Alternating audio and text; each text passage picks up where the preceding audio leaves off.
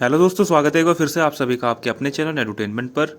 I hope आप सभी लोग स्वस्थ होंगे और आप सभी लोगों की प्रिपरेशन भी अच्छे से चल रही होगी। दोस्तों आज की इस वीडियो में हम लोग बात करेंगे कि आपके DSSS LDC असिस्टेंट वाला जो एग्जाम था, स्टेनोग्राफर वाली जो आपकी पोस्ट आई थी, लगभग 2300 आप लोगों की वैकेंसी थी, इसका एग्जाम कब कराया जाएगा।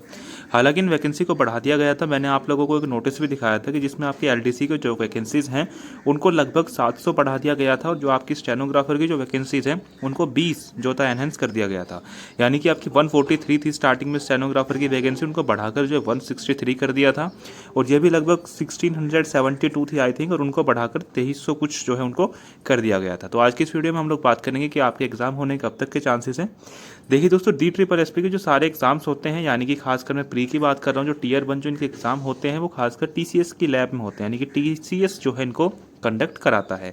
और TCS की बात करें तो देखिए, जो TCS होता है ना, ये आप लोगों का जो बैंकिंग के जो एग्ज़ाम है इनको भी, ये आपके जो SSC के एग्ज़ाम है उनको भी, ये जो आपके रेलवे के एग्ज़ाम है वो उनको भी, यानी कि ज़्यादातर जो आप लोगों के जो ऑनलाइन एग्ज़ाम होते हैं, जो जितने भी आप लोगों के CBT जो एग्ज़ाम होते हैं उनको ज़्यादातर जो है TCS ही कंडक्ट करवाता है।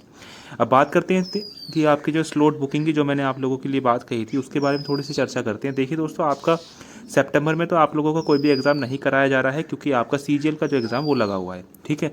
उसके बाद जैसे सितंबर आप लोगों का ख़त्म हो गया, सितंबर के लास्ट से 30 सितंबर से जो है आप लोगों का किसका भला MTS का जो है आपका एग्ज़ाम स्टार्ट हो जाएगा, ठीक है। अभी MTS का एग्ज़ाम इतना ज़्यादा खींचने वाले हैं क्योंकि कैंडिडेट ही आप लोगों के 57 लाख हैं, ठीक है। 57 लाख आप लोगों के कैंडिडेट हैं।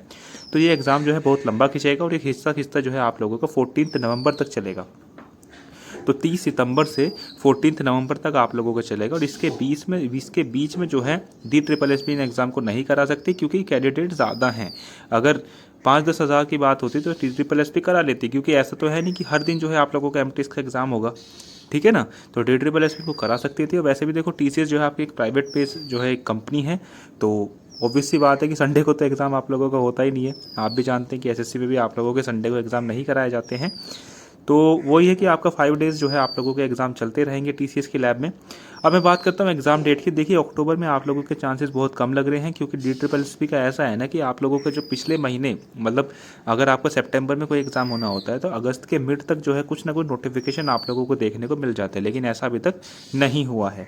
और सेम ऐसा ही जो था, हमने JJE की जो टाइपिंग वगैरह हुई थी उसमें भी देखा था, क्योंकि स्लॉट खाली थे नहीं, तो इसलिए जो टाइपिंग हुई थी वो भी आप लोगों के किसी ऐसे प्राइवेट इंस्टीट्यूट के अंदर कराई गई थी, ऐसे TCS लैब वगैरह में नहीं कराई गई थी, ठीक है।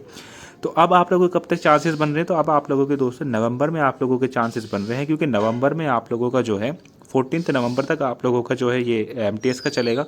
उसके बाद हो सकता है CHSL का करा लें, लेकिन CHSL के कैंडिडेट कम हैं, लगभग 39,000 ही हैं। तो उनका ऐसा तो है नहीं कि पूरे 15 दिन तक पेपर चलेगा, है ना। तो ऐसा हो सकता है कि 14 नवंबर के बाद जो है आप लोगों का एग्ज़ाम जो है करा लिया जाए।